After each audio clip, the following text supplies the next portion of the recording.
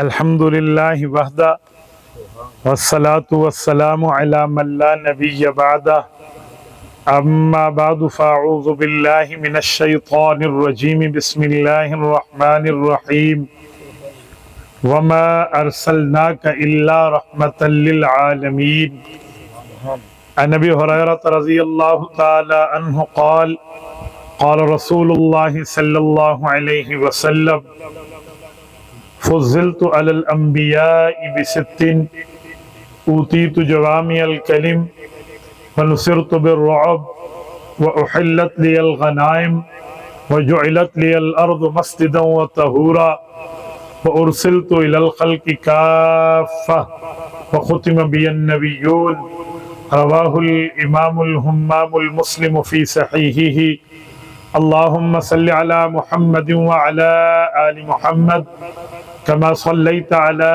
إبراهيم وعلى آل إبراهيم إنك حميد مجيد اللهم بارك على محمد وعلى آل محمد كما باركت على إبراهيم وعلى آل إبراهيم إنك حميد مجيد میرے معزز دوستو، اللہ رب العزت جزا خیر عطا فرمائے میرے محترم عزیز اللہ بچایا صاحب کو، جن کے واسطے سے میں آپ کی خدمت میں موجود ہوں۔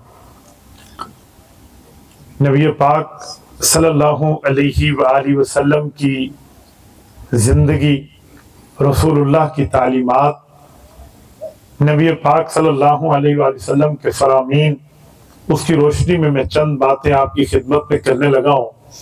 بس آپ توجہ میری طرف رکھنا، میری آنکھوں میں آنکھیں ڈال کر بات سننا، انشاءاللہ ہمارا وقت قیمتی بنے گا۔ میرے دوستو، اس طرح کے جلسوں کو یوں نہ سمجھیں کہ یہ جلسہ کسی کی کلاس لگانے کے لیے ہے، اس کے خلاف ہے، اس کے خلاف ہے، اس کے خلاف ہے، بلکہ سیرت کے جلسوں کا مطلب ہوتا ہے کہ بندہ اپنے دل کے اندر روشنی رسول اللہ کی تعلیمات کی جلا لے۔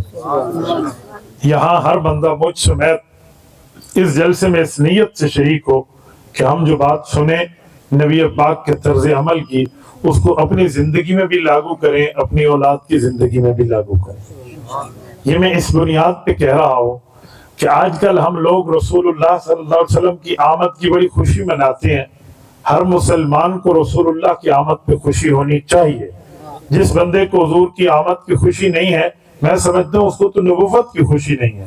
حضور آئے ہیں تو ہمیں خوشی ہے نا، لیکن اس خوشی کا مطلب یہ نہیں ہے کہ میں ڈھول باجے بجاؤں، اس خوشی کا مطلب یہ نہیں ہے کہ میں رسول اللہ کے احکامات کو پس پشت ڈال لوں، اس خوشی کا یہ مطلب نہیں ہے کہ میں شریعت کی مخالفت کر لوں، بلکہ خوشی کا مطلب یہ ہے کہ میں حضور پاک کی تعلیمات پہ عمل کرنے والا بن جاؤں۔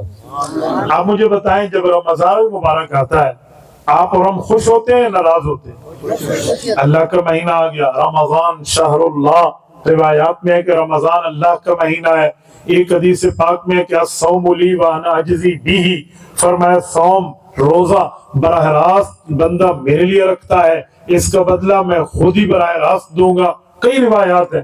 تو رمضان کی آمد میں ایک بندہ کہے مجھے رمضان کی بڑی خوشی ہے، خوشی سے پھولے نہ سمائے، روزہ وہ نہ رکھے، تلاوت وہ نہ کرے، سحری افطاری کا احترام اس کو نہ ہو، اسی طرح تراویح کا معاملہ اس کو کسی قسم کا پتہ نہ ہو، کوئی گناہ کوئی نیکی کوئی فرق نہ ہو، لوگ کہیں گے منافق ہے، جھوٹ بولتا ہے، زبان سے کہتا ہے۔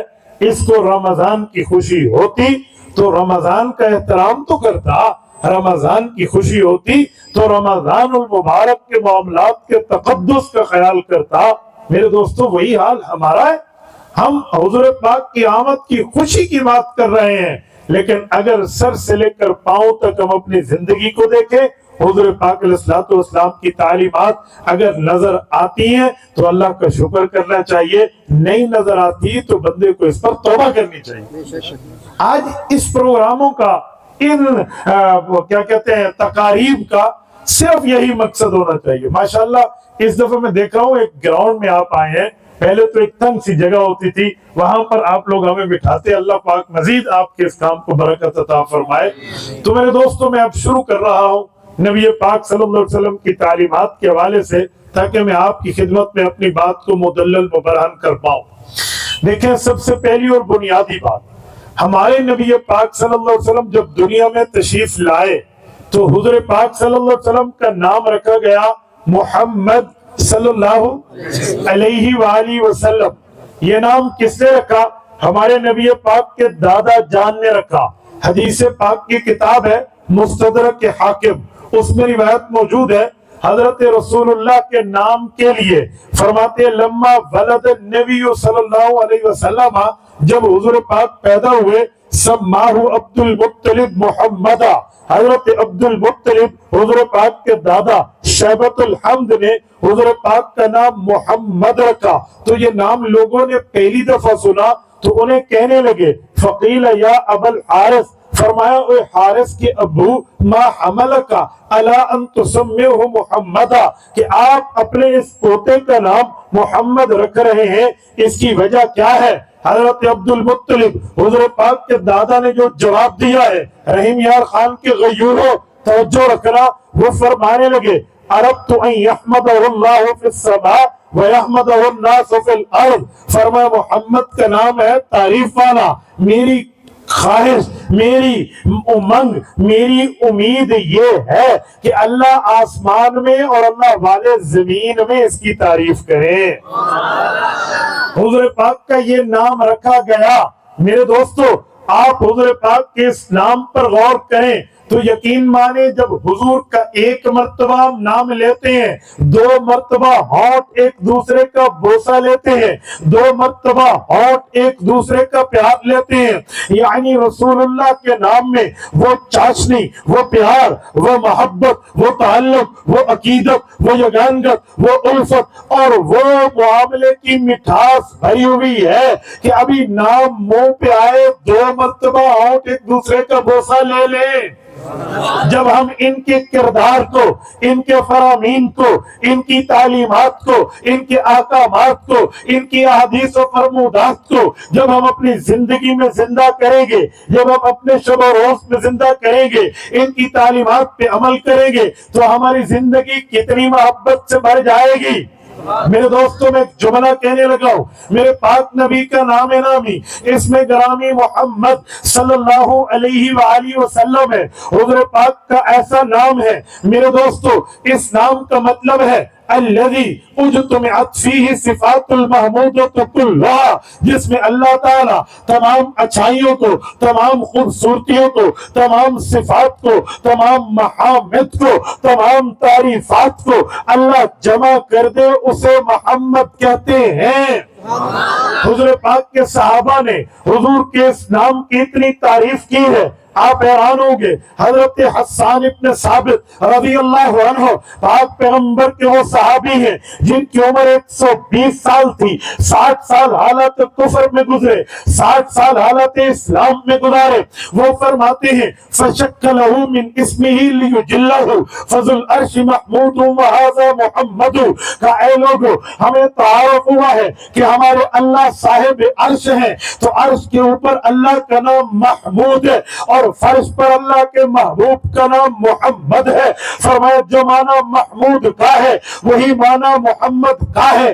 یہ حمد و تعریف میں الفاظ کے اندر اشتراک رکھتے ہیں، وہ بھی تعریف والا، یہ بھی تعریف والا۔ تو کہا حضور پاک کا نام یہ محمود سے کیسے نکلا؟ تو وہ کہنے لگے فَشَكَّ لَهُ مِنْ اسْمِهِ لِيُجِلَّهُ، کا لگتا تو یوں ہے اللہ نے اپنے نام محمود کے نام سے لفظ نکالا اور محمد بنایا، حضور کو دیا، تو فضل عرش محمود وہذا محمد، عرش والا محمود ہے تو اسی نام سے نکلا وہ زمین والا محمد ہے صلی اللہ علیہ وسلم۔ حضور پاک صلی اللہ علیہ وسلم کے اس نام نامی، اس اسم گرامی کے اندر رب کریم نے جو چاشنی رکھی تھی، اسی کو تو صحابہ کرام اس الفاظ سے بیان کرتے تھے کہ رب کریم نے اپنے نام سے ایک ٹکڑا نکال کے حضور پاک کا نام دیا ہے۔ میرے دوستوں میں ایک جملہ آپ کی خدمت میں کہنے لگا ہوں، جب پیغمبر صلی اللہ علیہ وسلم نے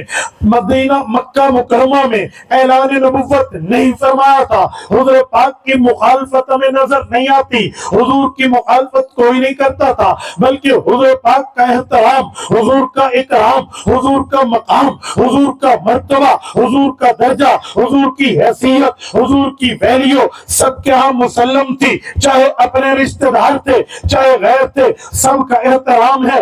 سب کوئی کہتا ہے یہ صادق ہے، کوئی کہتا ہے یہ امین ہے۔ صادق کا معنی اس کے قریب جھوٹ نہیں جاتا، امین کا معنی اس کے قریب خیانت نہیں جاتی، سچائی بھی اس پہ ختم ہے، امانت بھی اس پہ ختم ہے، دیانت بھی اس پہ ختم ہے، شرافت بھی اس پہ ختم ہے۔ یہ لوگ الفاظ کہتے، بلکہ اپنے بھائی پہ اعتبار نہ ہوتا تو ایک بھائی سونا اٹھاتا حضور کے گھر میں امانت رکھ دیتا، باپ پہ اعتماد نہ ہوتا تو بیٹے مال چھپا کے اپنے ابا سے بچا کے حضور کے پاس رکھ دیتے، ابا کو اولاد پر اعتبار نہ ہوتا وہ اپنا مال حضور کے پاس رکھ دیتے۔ کیا قریشی، کیا ہاشمی، کیا اموی، کیا ادوی، کیا امیہ والے، اور کیا بنو تمیم والے، کیا بنو زہرہ والے، کیا بنو مخزوم والے، ایک ایک قوم اور قبیلے کے انعامات، اکرامات، امانات حضور کے پاس پڑی ہوتی تھی۔ آپ حیران ہوں گے، میں نے سیرت کی کتابیں کھنگال ڈالی ہیں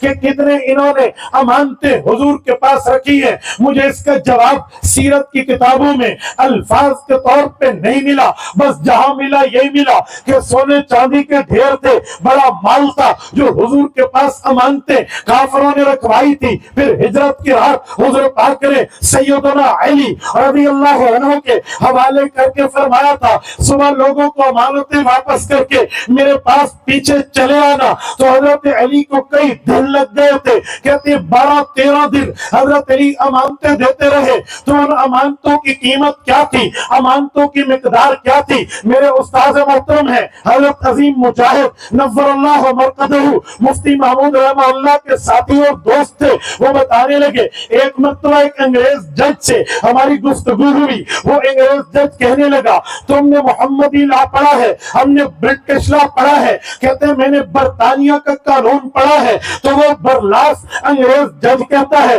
کہ میں نے اپنے لا میں، برٹش لا میں، انگریز کے ماحول میں یہ پڑھا تھا کہ جب مسلمانوں کے نبی ہجرت کر رہے تھے تو جن لوگوں کی امانتیں ان کے پاس تھی اس دھات کا نام سونا اور چاندی تھا، اور ان کا وزن آج کے پیمانے کے اعتبار سے 26 من کے لگ بھگ تھا، یعنی 26 من سونے اور چاندی کے ڈھیر یہ حضور کے قدموں میں ہے۔ حضور ان امانتوں کے امین ہے، حضور اس بات کے صادق ہے کہ تمہاری امانت میں کوئی خیانت نہیں ہوگی۔ حضور کے پاس اتنی امانتیں کافر رکھواتے تھے، لیکن جب اعلان نبوت حضور نے کیا ہے انہی لوگوں نے حضور کے کلمے کا انکار کیا، شریعت کا انکار کیا، دین کا انکار کیا، مذہب کا انکار کیا، کتاب کا انکار کیا، وحی کا انکار کیا، رب کے پیغام کا انکار کیا، حضور کے فرمان، اللہ کی بات کا انکار کیا۔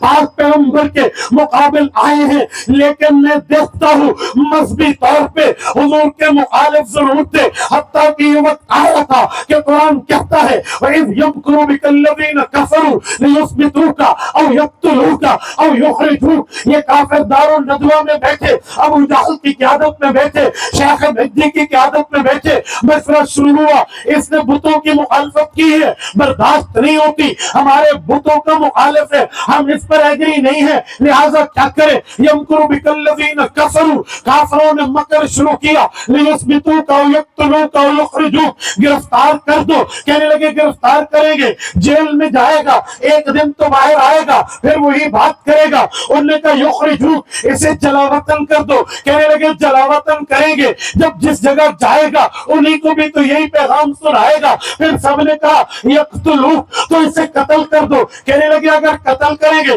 بنو ہاشم ہم سے لڑ پڑیں گے، کیا کریں؟ تو یمکروا بک الذین، قرآن کہتا ہے انہوں نے مکر کیا کہ بنو ہاشم ایک قبیلہ ہے، ہم 100 قبیلے والے ہیں، 99 قبیلے والے، ایک ایک بندہ دیں، یہ 99 بندے پاک پیغمبر کے گھر کا محاصرہ کریں، سب مل کے یک بار باغی سے حملہ کریں تو بنو ہاشم کس کس قبیلے کا مقابلہ کریں گے، ہماری بات بن جائے گی۔ رحیم یار خان کے غیوروں، انہوں نے جب حضور پاک کے گھر کا محاصرہ کیا تھا، پاک پیغمبر گھر سے نکلے تھے، وَجْعَلْنَا مِن بَيْنِ أَيْدِيهِمْ سَدًّا وَمِنْ خَلْفِهِمْ سَدًّا فَأَغْشَيْنَاهُمْ فَهُمْ لَا يُبْصِرُونَ۔ حضور پاک نکلے تھے، پھر رب نے فرمایا میں نے آگے پیچھے آپ کے آڑ لگا دی، پردہ لگا دیا، ایسا آپ کو پروف کر کے لے جائیں گے کہ آپ آئیز پروف ہے، ان کی بری نظریں آپ پہ نہیں لگے گی۔ حضور پاک صلی اللہ علیہ وسلم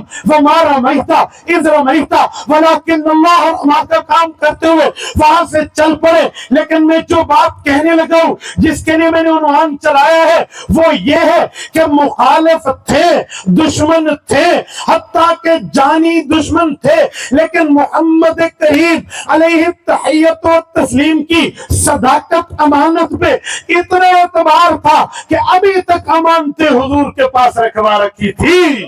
ایسا کسی تاریخ میں نہیں ملتا کہ قتل سے پہلے کسی نے امانتیں مانگنے کی ڈیمانڈ کی ہو کہ جی ہمارا مال ہمارے حوالے۔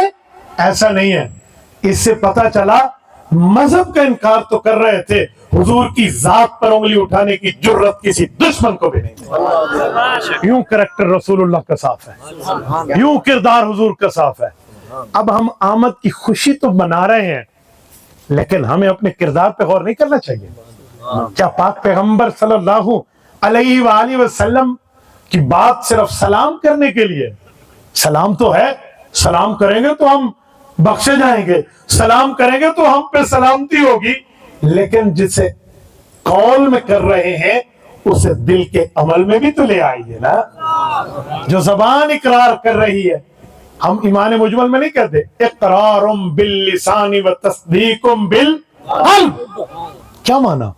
زبان کہہ رہی ہے، دل مان رہا ہے۔ اقرار باللسان و تصدیق بالجنان، اقرار باللسان و تصدیق بالقلب، یہی مانا ہے کہ دل مان رہا ہے، زبان کہہ رہی ہے۔ تو میرے دوستو، حضور پاک نے اتنا اجلا دامن رکھا تھا کہ مخالف تھا مذہب کا، لیکن حضور کے کردار پہ انگلی نہیں اٹھا سکتا تھا۔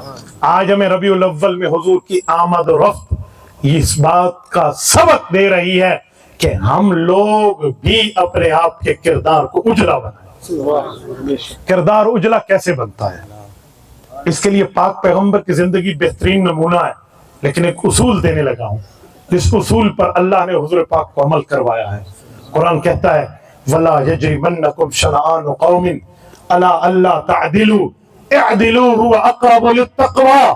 فرمائے لوگو، تمہاری زندگی بہترین، محجبین، دل نشین، حسین بن جائے گی اگر تم اس اصول پہ عمل کر لو۔ اللہ اصول کیا ہے؟ فرمایا کسی قوم سے تمہاری دشمنی ہو، کسی قوم سے تمہاری مخالفت ہو، کسی قوم سے تمہاری عداوت ہو، کسی لوگوں سے تمہاری نفرت ہو، تو اس کو سچائی تک رکھنا، جھوٹ قریب نہ آنے دینا۔ یہ میرا مخالف ہے، جس بات پہ تو اتنی ہی بات کروں جتنا مخالف ہے۔ کوئی معاف ہے کہ میری بات پہ تو اتنی ہی کروں جہاں پر معاف کرتا ہے۔ اپنی طرف سے بڑا چڑھا کر کام نہیں کرنا چاہیے۔ وَلَا يَجْرِمَنَّكُمْ شَنَآنُ قَوْمٍ، فرمایا کسی قوم کی دشمنی تمہیں اس بات پہ نہ ابھارے أَلَا أَلَّا تَعْدِلُوا، کہ تم لوگ بے انصافے بن جاؤ۔ یوں نہیں ہے، اعدلوا، تمہیں عدل کرنا ہے۔ کیوں؟ هو اقرب للتقوی، تم تقوی کے قریب پہنچ جاؤ گے اس عدل کے ذریعے۔ میرے دوستو، اس سے پتہ چلا کہ رسول اللہ صلی اللہ علیہ وسلم کی زندگی اس اصول پر مبنی ہے کہ پاک پیغمبر صلی اللہ علیہ وسلم نے یوں نہیں دیکھا اپنا ہے یا پرایا ہے، یہاں انصاف یہاں نا انصافی نہیں۔ حضور پاک نے ہمیشہ عدل اور انصاف کے دامن کو تھامے رکھا۔ آج ہمیں دیکھنا ہوگا، آج ہمیں اس پہ عمل کرنا ہوگا کہ کیا میری زندگی اس اصول پہ عمل پہ آیا یا نہیں ہے۔ میں سمجھانے لگا ہوں، مثال دینے لگا ہوں، توجہ۔ دوسرا بندہ جھوٹ بولے تو میں کہوں جھوٹا ہے، اور اگر مجھ سے جھوٹ بولا جائے تو میں اپنی جھوٹ کا وکیل بن جاؤں؟ کہتے تم دوسرے کی غلطیوں کے جج اور اپنی غلطیوں کے وکیل، یوں نہیں ہوگا۔ نہیں، باؤ کا تجر و بائی لا تجر نہیں ہے، جو اصول یہاں لگ رہا وہی اصول وہاں لگ رہا. یہ اصول ہو نا، مخالف بھی آپ کی تائید کرے گا. مخالف کہے گا کہ وہ اس بات پہ اس کا اور میرا اختلاف ضرور ہے، لیکن یہ معاملہ نہیں ہے جو آپ کہہ رہے ہیں. میرے دوستو، اگر ہم اس کو معاشرت میں، تمدن میں، ثقافت میں، تہذیب میں، بود و باش میں، اٹھک بیٹھک میں، اپنے دل رات کے اعمال میں لاگو کر دیں تو ہمارا بھی رسول اللہ سے تعلق مضبوط ہو جائے گا. ہم اس اصول کو دیکھ لیں. میں ایک جملہ سمجھانے کے لیے کہنے لگا ہوں. میرے دوستو، اس عدل اور انصاف کو دیکھیں تو معاملہ نکھر کے سامنے آتا ہے. مثلا عدل اور انصاف میں کیا کیا عدل کے طریقے ہیں، کیا کیا انصاف کی ترتیبیں، اور میں آپ کے سامنے رکھنے لگا ہوں. رسول اللہ صلی اللہ علیہ وآلہ وسلم کی تعلیمات میں سب سے پہلے دین اسلام کے لیے جس وقت بندے کے سامنے دلیل آ جائے تو اپنی عقل کو چھوڑ کے دلیل پر عمل کرنا لازم ہو جاتا ہے. میں معجم صغیر طبرانی سے ایک روایت پڑھنے لگا ہوں. راوی امیر المؤمنین حضرت عمر رضی اللہ عنہ فرماتے ہیں کہ رسول اللہ صلی اللہ علیہ وسلم مدینہ طیبہ میں موجود تھے. بنو سلیم کا ایک شخص تھا جو بڑا عقل مند اور بڑا بہادر مشہور تھا، غیر مسلم تھا. وہ شخص حضور پاک صلی اللہ علیہ وسلم کے سامنے آیا اور نبی پاک صلی اللہ علیہ وآلہ وسلم سے براہ راست گفتگو کرنے لگا. توجہ رکھیں. نبی پاک صلی اللہ علیہ وسلم کے سامنے آیا اور آپ صلی اللہ علیہ وآلہ وسلم کو ایک جملہ کہتا ہے کہ میں نے ابھی پوچھا یہاں مجمع کیوں جمع ہے، تو مجھے بتایا گیا یہ مسلمانوں کا نبی ہے. یہ مدینہ طیبہ کی بات ہے، امام طبرانی نے معجم الصغیر میں ذکر کی ہے. تو کہتے ہیں میں اسی لیے آپ کے پاس آیا کہ آپ کا چہرہ مجھے سب چہروں سے ناگوار اور نفرت والا لگتا تھا. میں کبھی آپ کے سامنے نہیں آنا چاہتا تھا، لیکن آج آ گیا ہوں تو میری ایک بات پوری کر دیں، مجھے بھی پتا چلے آپ اپنی بات میں سچے ہیں. اس انداز میں بات کر رہا ہے، گستاخی کے ترتیب بن رہی ہے کہیں یا کوئی اعتراض بن رہا. تو حضرت عمر کہتے ہیں میں نے ایسے نیام سے تلوار الگ کی اور کہا یا رسول اللہ مجھے اجازت ہے. تو حضور نے فرمایا عمر روک جاؤ، اسے کہنے دو جو کہتا ہے. اب رحمت للعالمین اس وقت ٹھاٹھے مار رہی ہے نا، اب یہ سامنے. تو حضرت عمر کہتے ہیں فَأَخْرَجَ مِن قُبْمِهِ مُزَّبَّةً، اتنی بڑی اس نے آستین پہنی ہوئی تھی، اس نے ایسے لمبا اپنا بازو کیا، آستین سے مری ہوئی گوہ نکالی. فَأَخْرَجَ مِن قُبْمِهِ مُزَّبَّةً فَوَضَعَ بَيْنَ يَدَيْ رَسُولِ اللَّهِ صلی اللہ علیہ وسلم، حضور کے سامنے اس نے مری ہوئی گوہ کو رکھ دیا اور کہنے لگا یہ گوہ ہے، مری ہوئی ہے، اسے مار کے میں خود شکار کر کے لا رہا ہوں. آپ کہتے ہیں آسمان کا رب آپ سے بات کرتا ہے، یہ آپ سے بات کرے، اس سے آپ بات کریں. ان میرے کانوں نے سن لیا تو میں آپ کی بات ماننے کے لیے تیار ہو جاؤں. صرف میں نہیں، میرے پیچھے ایک قوم ہے بنو سلیم جو 1000 افراد پہ مشتمل ہے، وہ بھی آپ کی بات ماننے کے لیے تیار ہو جائے گی. اب جب یہ بندہ دعویٰ کر کے چیلنج دے رہا ہے، اسے نہیں پتا تو امام الانبیاء کے سامنے. حضرت عمر کہتے ہیں میں بہت اپنے آپ کو برداشت کر کے بیٹھا ہوں کہ یہ اس طرح لہجے میں بات کر رہا ہے اور حضور مجھے اجازت نہیں دے رہا. میں تبھی خاموش ہوں، میں نے اپنا غصہ دبایا ہوا ہے. تو نبی پاک علیہ السلام نے فرمایا پکا؟ تو اس نے کہا جی پکا.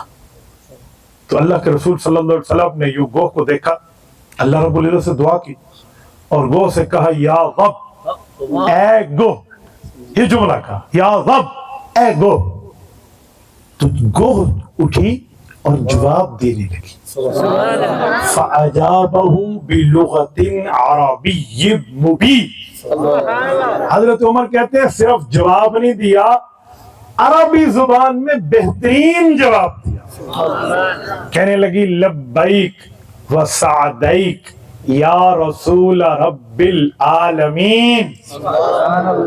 کہو میری خوش قسمتی اتنی گوہوں میں وہ خوش قسمت ہوں کہ آپ نے مجھے پکارا. میری خوش قسمتی اللہ کے رسول بتائیے میں حاضر. نبی علیہ السلام نے فرمایا من انا، صرف ایک ہی سوال کیا، من انا، میں کون ہوں اسے بتا. تو گوہ نے جواب دیا انت رسول رب العالمین وخاتم النبیین قد افلح من صدقک وقد خاب من کذبک، کہ آپ وہ اللہ کے رسول ہیں جن پر نبوت کے دروازے کو بند کر دیا، اور کامیابی کوئی بندہ چاہتا ہے تو وہ آپ کی تصدیق کر دے، اور اپنا بربادی کا معاملہ چاہتا ہے تو آپ کا مخالف ہے۔ حضرت عمر کہتے ہیں گو کی بات پوری ہوئی، رسول اللہ نے اس کو دیکھا تو اس کی آنکھیں پھٹی رہ گئی۔ اب سنو نا جو میں سمجھانے لگا ہوں کہ دلیل کے سامنے جھکنا کہتے کسے، اب تو اس کی دنیا بدل چکی تھی، اندر کی دل بدل چکا تھا، اب اس کی آنکھوں میں آنسو۔ اس نے کہا، یوں ہاتھ آگے بڑھایا کہ آپ کے مذہب میں داخل ہونے کے لیے جو الفاظ ہیں آپ مجھے کہیں، میں اسلام قبول کرنے کا۔ اس نے یہاں کلمہ طیبہ پڑھا، صحابی بنا، مسلمان ہوا، 1000 افراد آئے۔ حضرت عمر کہتے ہیں پہلا موقع تھا جب 1000 بندہ اکٹھا کلمہ پڑھ رہا ہوا، اس سے پہلے کسی قوم میں یوں نہیں تھا، کوئی کا دھکا بات ہوتی۔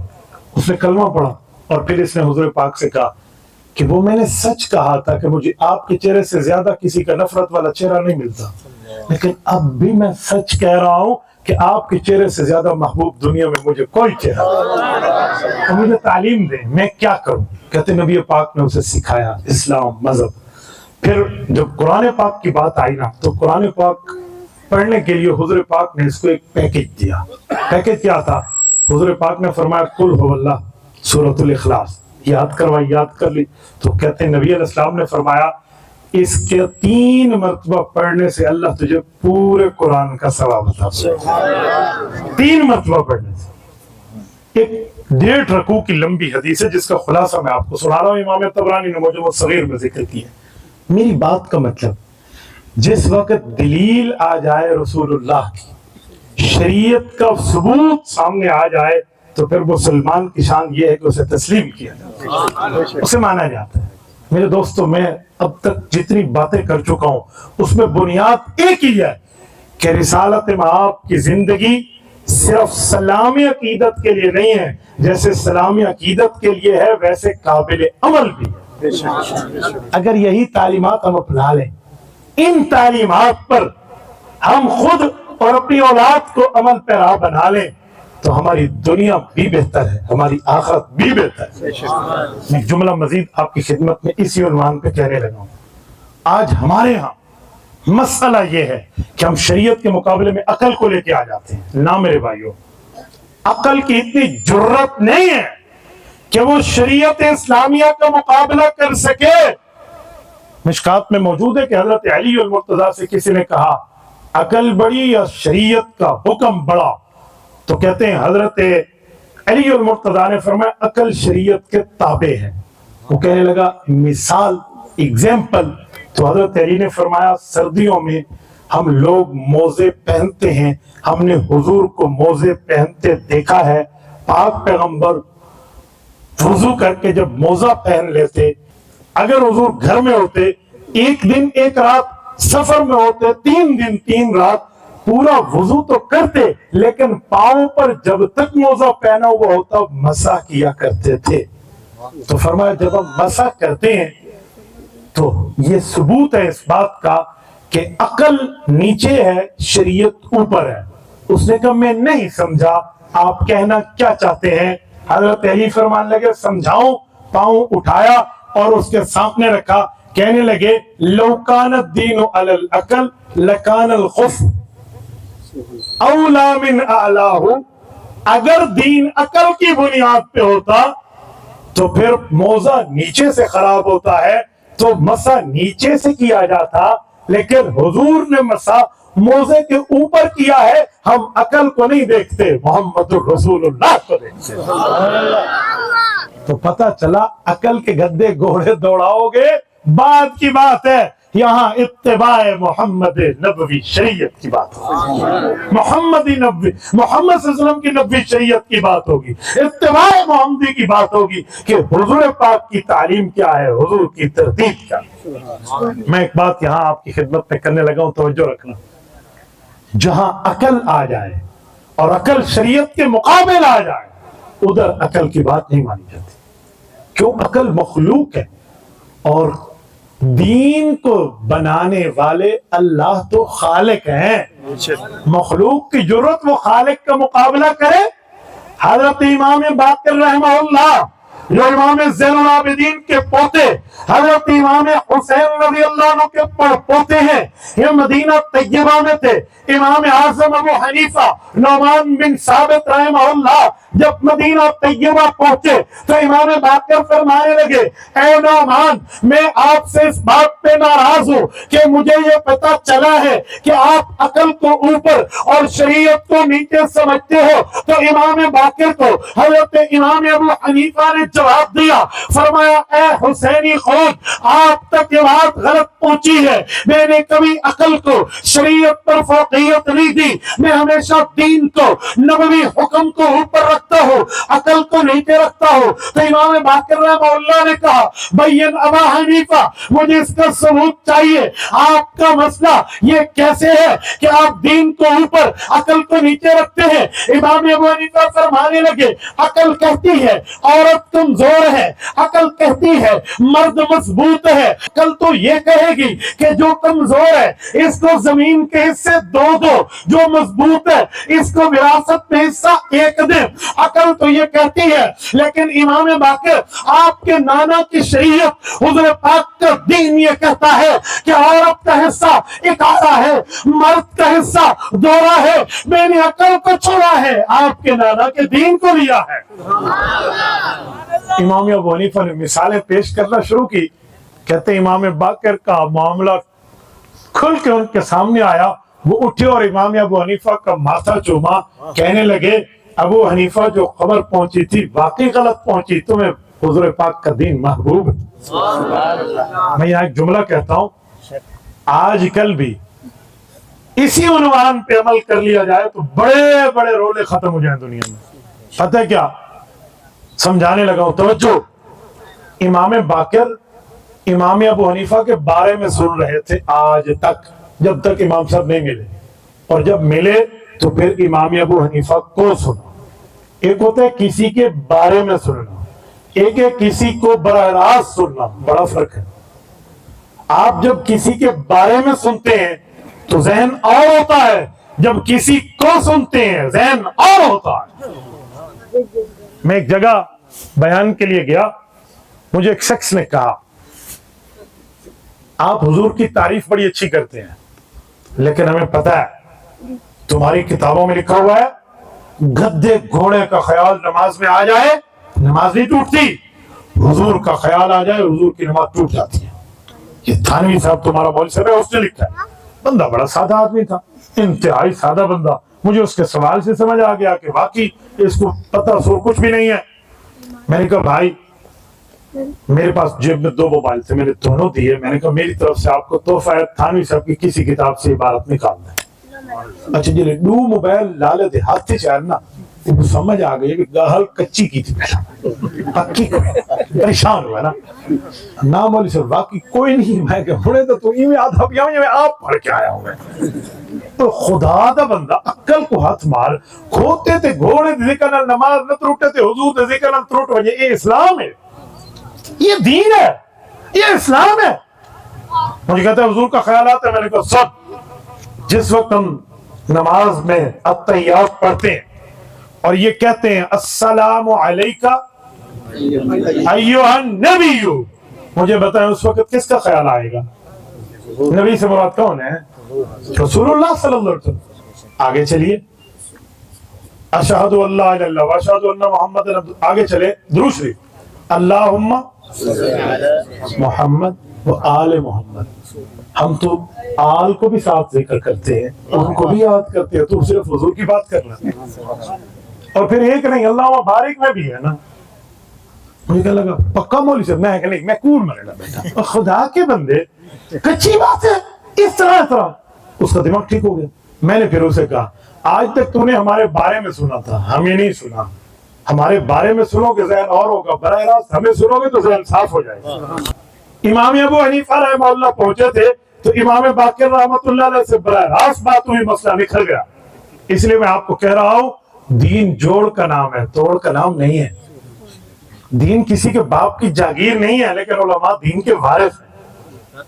میرے ساتھیوں میں ایک بات سمجھانے لگا تھا اسی عنوان پہ، وَلَا يَجْرِمَنَّكُمْ شَنَآنُ قَوْمٍ عَلَىٰ أَلَّا تَعْدِلُوا اعْدِلُوا هُوَ أَقْرَبُ لِلتَّقْوَىٰ، یہ قانون ہے شریعت محمدیہ کا، یہ اصول ہے دین محمد صلی اللہ علیہ وسلم کا کہ کسی قوم کی دشمنی تمہیں اس بات پہ مت ابھارے کہ تم ناانصافے بن جاؤ، عدل کو تھامے رکھو، یہ تقویٰ کے بہت زیادہ قریب ہے۔ اس سے ہمیں سمجھ آتا ہے کہ ہم اپنی زندگی میں اپنے کردار اور کریکٹر کو، اپنے معاملے کو ایسے صاف رکھیں جیسے صاف رکھنے کا حق ہے۔ ہم یوں رکھیں گے تب جا کر ہمارا معاملہ ٹھیک ہوگا، پھر اپنے بھی مانیں گے، پھر پرائے بھی مانیں گے، پھر سامنے والا بھی مانے گا، پھر نہ دیکھنے والا بھی مانے گا، کیونکہ نبوی اصول ہے۔ میرے پاک پیغمبر صلی اللہ علیہ وسلم نے اسی پہ عمل کیا تھا، کبھی بھی میرے پاک پیغمبر نے اسی لیے مذہب پہ دو نمبری نہیں کی، مذہب پہ سودے بازی نہیں کی، جو فرمایا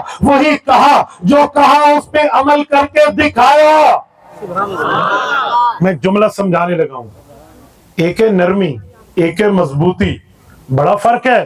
لوگ دونوں کو ایک کر کے بیٹھ جاتے ہیں، حضور کی نرمی کو حضور کی مضبوطی کے خلاف سمجھ لیتے ہیں۔ نرمی کا مطلب اور ہے، مضبوطی کا مطلب اور ہے۔ کیا مانا؟ نرم کا مانا حضور پاک نے تو اپنے مخالفین کو معاف کر دیا، حضور نے نرمی دے دی۔ اس نے کہا میں بچی درگور کر کے آیا، کہا معافی مانگ لے اللہ بخش دے گا، میں ایسا دین لے کر آیا ہوں۔ نرمی دی حضور نے، مجھے قبول، اس پر اعتراض نہیں ہے۔ لیکن جب رسول اللہ سے دین کے خلاف بات منوانے کی کوشش کی گئی تو حضور نے مضبوطی دکھا۔ حضور پاک صلی اللہ علیہ وآلہ وسلم کی زندگی کے اندر ایسے واقعات ہمیں ملتے ہیں کہ حضور پاک کی نرمی کا معاملہ الگ ہے، حضور کی مضبوطی کا معاملہ الگ ہے۔ مثلا یہ جو سورۃ الکافرون ہے، قل یا ایھا الکافرون، اے کافرو، یہ آیت کیوں اتری تھی؟ کبھی علماء سے پوچھ لو، تفسیروں کو دیکھ لو۔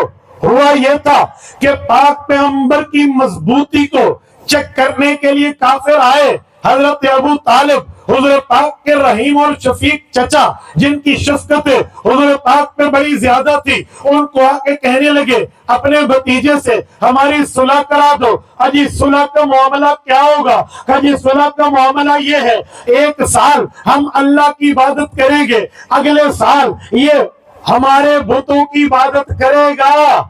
وہ حضور پاک کے پاس اس آفر کو لے کر آئے کہ یہ کہتے ہیں صلح کر لیں، 1 سال آپ کے رب کی بات مانیں گے، توحید مانیں گے، شریعت مانیں گے، رسالت مانیں گے، کتاب مانیں گے، دین مانیں گے، اسلام مانیں گے۔ 1 سال کے بعد آپ 1 سال ہماری مانو گے، پھر اگلا سال تمہاری مانیں گے، پھر اگلے سال ہماری مانو گے، یوں سرکل چلے گا، امن رہے گا۔ ہمارے دور کا کوئی ہوتا نا، وہ کہتا من گھننا چاہیے صحیح، 1 سال نماز آئے نہ پڑھ چھوڑے تو اگلے سال بوتا نہ آئے نہ چاہے منو چاہ صحیح، منو چاہ مان لیں 1 سال نماز پڑھیں گے اللہ کو ہک آکسن صحیح، معاملہ ٹھیک تھی ویسے۔ اب دیکھیں مضبوطی کتنی ہے حضور کی۔ قرآن کریم نے آیت اتاری، فرمایا قل یا ایھا الکافرون، قل کا معنی پاک پیغمبر فرما دیں۔ کیا فرما دوں؟ یا ایھا الکافرون، اوے کافرو۔ سوال اٹھتا ہے کافر کیوں آکھے اللہ سے؟ وہ تو شد 1 سال بس دین مننا ہے بیٹھے ہیں، تو 1 سال کے لیے دین ماننے کے لیے آئے ہوئے تھے، تو شریعت توحید رسالت نبوت ماننے کے لیے آئے تھے۔ کیوں؟ اسے شرط رکھ کے منے دے کوئی نہیں آتا۔ جی ہاں، اب شریعت میں مضبوطی دیکھیں، حضور نے اعلان فرمایا لا اعبد ما تعبدون، میں کبھی تمہارے بتوں کی عبادت نہیں کروں گا۔ حالانکہ موقع تھا 1 سال ان کو ترغیب دے کے اپنے ساتھ کر لیں، نہ، دین پر مضبوطی دکھائے۔ اگلا جملہ وَلَا أَنْتُمْ عَابِدُونَ مَا أَعْبُدُ، اور تم لوگ بھی میرے رب کی عبادت کرنے والے نہیں ہو۔ کیوں؟ وہ تو کہہ رہے ہیں 1 سال کریں گے، سچی مچی دیکھ رہے سوچائیں تو ماننے کے لیے آئے ہوئے ہیں، تو یہ کیوں کہا جا رہا ہے قرآن میں کہ تم ماننے والے نہیں ہو؟ پتہ چلا دین میں شرط رکھ کے عمل کرنا اور ماننا نہیں ہوتا۔ یہ ہے رسول اللہ کی مضبوطی۔ نرمی کو اٹھا کے مضبوطی کو ختم کرنے والوں، مضبوطی کا معاملہ اپنی جگہ ہے، نرمی کے معاملات اپنی جگہ ہے۔ یہ کردار نبوت ہے۔ میں نے کہا جس کے مطابق ہمیں عمل کرنا ہے، جس کے مطابق ہمیں اپنی زندگی کا سانچے کو ڈالنا ہے۔ تو حضور پاک صلی اللہ علیہ وسلم کا مخالف بھی حضور کی حمایت کر رہا ہے اس مسئلے پہ کہ اس مسئلے پہ ہم حضور کے ساتھ پرسنل نہیں ہو رہے، میں ایک جملہ مزید آپ کی خدمت میں عرض کر رہا ہوں. میرے دوستو، حضور پاک صلی اللہ علیہ وآلہ وسلم کی یہ زندگی آپ کے اور میرے لیے بہترین نمونہ ہے. یہ اللہ نے فرمایا ہے لَقَدْ كَانَ لَكُمْ فِي رَسُولِ اللَّهِ أُسْوَةٌ حَسَنَةٌ. صرف نمونہ نہیں ہے، اسوہ نہیں ہے، اسوۃ حسنہ، بہترین نمونہ ہے. کیا مطلب؟ یہ آیت بتا رہی ہے کہ بخشش اس کی ہوگی جو مصطفیٰ کی اتباع کرے گا. نمونہ کسے کہتے ہیں؟ اگر میں نے اس طرح کی ویسٹ کوٹ بنوانی ہے تو میں یہ ویسٹ کوٹ اگر درخواستی صاحب کو دے رہا ہوں کہ بیٹا آپ جائیں، صاحبزادہ صاحب آپ بنوا کے آئیں اس طرح کی. یہ گئے، انہوں نے ٹیلر ماسٹر سے بات کی کہ جی ہمیں ایسے بنا کے دے دیں. توجہ، میں بات کر رہا تھا نبی پاک صلی اللہ علیہ وآلہ وسلم کی تعلیمات کی ترتیب کی. فرمایا یہ شرط رکھ کر ایمان لا رہے تھے تو ان کا ایمان لانا نہ ہوا. تو اس سے ہمیں سمجھ آتا ہے کہ تعلیمات نبوی کی ترتیب کیا ہے.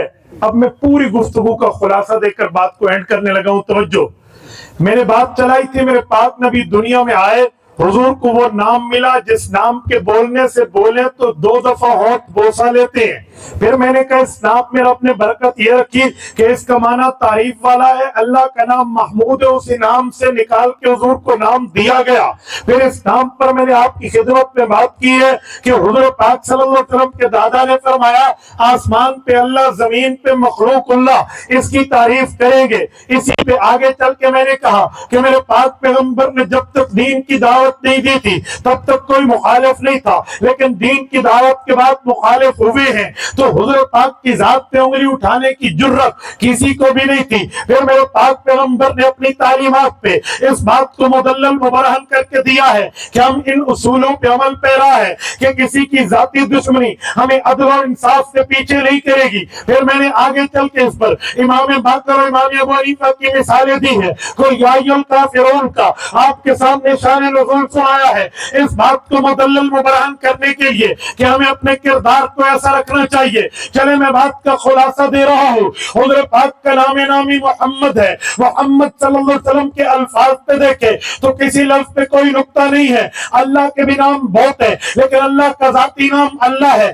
اللہ کے لفظ پہ دیکھے تو بھی کوئی نقطہ نہیں ہے. ہم یہ دیکھتے ہیں اللہ نے اپنے نام پہ بھی نقطہ نہیں رکھا، حضور پاک کے نام پہ بھی نقطہ نہیں رکھا. کبھی آپ نے کلمے پہ غور کیا ہے کہ کلمے کے الفاظ ہیں لا الہ الا اللہ، کوئی نقطہ نہیں ہے. حضور کی شریعت کے الفاظ ہیں محمد الرسول اللہ، کوئی نقطہ نہیں ہے. کبھی آپ نے غور کیا ہے کہ لا الہ الا اللہ کے 12 حروف ہیں، محمد الرسول اللہ کے 12 حروف ہیں، 12 مل کے یہ 24 بنتے ہیں. یہ رب اشارہ دے رہا ہے کہ اے لوگوں تمہاری گھڑی بعد میں بنے گی، دن کے 24 گھنٹے بعد میں بنے گے، لیکن میں تمہیں بتا رہا ہوں 24 حروف کا کلمہ پڑھ لو، 24 گھنٹے اس کے مطابق گزار لو، دنیا تمہاری ہوگی، بہتر اللہ کر دے گا. کبھی ہم نے اس پہ غور کیا ہے کہ اللہ کا نام ہے، اس کو جتنا الگ الگ لکھو تو اللہ کا نام ختم نہیں ہوتا. حضور کا نام ہے، اس کو جتنا الگ الگ لکھو یہ نام ختم نہیں ہوتا. اللہ کا نام اللہ ہے. قرآن میں اللہ الذی خلق السماوات ہے، اللہ کی الف ہٹا دو، للہ ہے. قرآن میں للہ ما فی السماوات و ما فی الارض ہے، یہ لام ہٹا دے، پیچھے لہو ہے، لہو ملک السماوات والارض ہے، یہی لام ہٹا دے، پیچھے ہوا ضمیر ہے، ہوا ضمیر کے لیے هو اللہ الذی قرآن پاک میں موجود ہے. خدا کے نام کو جتنا آپ الگ الگ کر دیں کبھی وہ بغیر معنی کے نہیں رہتا.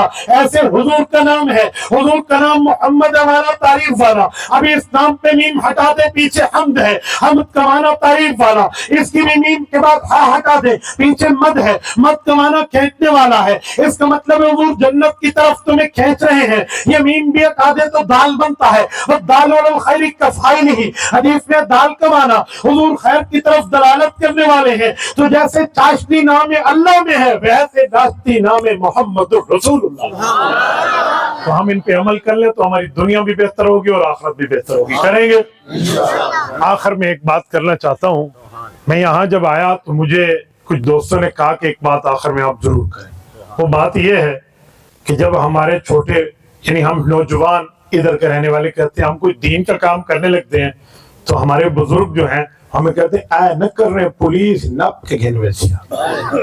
مثلا ہم جلسہ کر رہے ہیں ایویں تے کو پولیس پکڑ کے رہے سی کہ کیوں پولیس پکڑے سی پولیس میں کو پکڑے نا میں جو بیٹھا تمہارے سامنے ایسا تو کچھ بھی نہیں ہے نہ ہمارے اوپر کوئی ایف آئی آر ہے نہ کوئی 107 تک کا پورے پاکستان میں کیس ہے کچھ بھی نہیں ہے تو دین کا کام کر رہے اس پہ کیا مسئلہ ہوگا تو اپنے چھوٹوں کی آپ ہمیشہ لنک کیا کریں ٹھیک ہے ایسا کچھ بھی نہیں ہے پوری دنیا کو پتا ہے کہ میرا تعلق حضرت مولانا فضل الرحمان صاحب سے صرف قائد اور کارکن والا نہیں ہے لاڈ اور پیار والا ہے ٹھیک ہے تو الحمدللہ ہمارا کام بھی صاف ہے ہمارا معاملہ بھی صاف ہے ہماری جماعت بھی صاف ہے قائد ملت اسلامی حضرت مولانا فضل الرحمان صاحب نے ہمیں سنجیدگی کے ساتھ اپنے دلائل دینا سمجھایا ہے سنجیدگی کے اتنا کہ کوئی مخالف بھی آ جائے انہیں بھی عزت اور احترام دیتے ہیں ابھی آپ عمران خان زندہ باد کا نعرہ لگا رہے تھے نا تو ان کی جماعت کے کتنے لوگ ہمارے دروازے پہ آتے ہیں ہم نے کبھی انکار کیا حضرت مولانا فضل الرحمان صاحب نے تو اپنے گھر کے دروازے کھولے ہوئے ہیں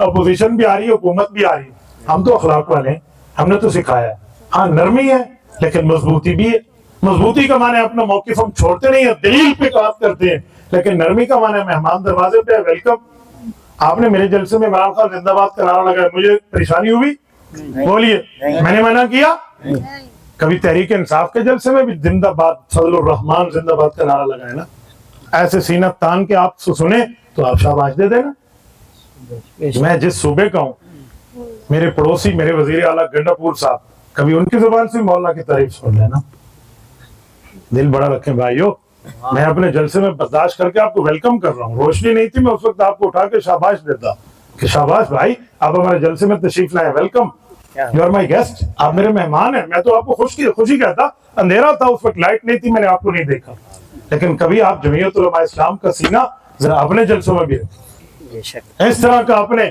مخالف دوست کو قبول کرنے کا معاملہ یہ سیکھا ہے میں نے مولانا فضل الرحمان سے سیکھا ایسا سیکھا بجڑا ایسے اس کے ڈنکے نہیں بج رہے اور ترانے نہیں چل رہے ٹھیک ہے میں توڑنے کی بات نہیں کر رہا میں جوڑنے کی بات کر رہا ہوں عالم کو سوئی کا کردار ادا کرنا چاہیے سوئی سیتی ہے کینچی کا کردار ادا نہیں کرنا چاہیے کینچی کاٹتی ہے ٹھیک ہے تو آپ اپنے ان بچوں کو سر پہ شفقت کا ہاتھ رکھیں بھائی اللہ بچایا ہے ماشاءاللہ ان کی نوجوان پوری ٹیم ہے تو آپ ان کا ساتھ دیں گے نا بولے مطلب پولیس نہ چھیک کے آنکھوں میں پتہ تو لگے 10 گھنٹے میں سفر کر کے سلایا ہے 10 گھنٹے ٹھیک ہے او اتھو پٹھانا دلا کے خیبر پختونخوا تو چاہ کے آیت اور رحیم یار خان پنجاب دا اینڈ ہے ٹھیک ہے تو آپ اتنا جتنا میں سفر کر کے آؤں اتنا تو بندہ جواب دینا آپ ان کا ساتھ دیں گے جتنے میں ساتھی جو ساتھ دے گا ذرا ہاتھ کھڑا کریں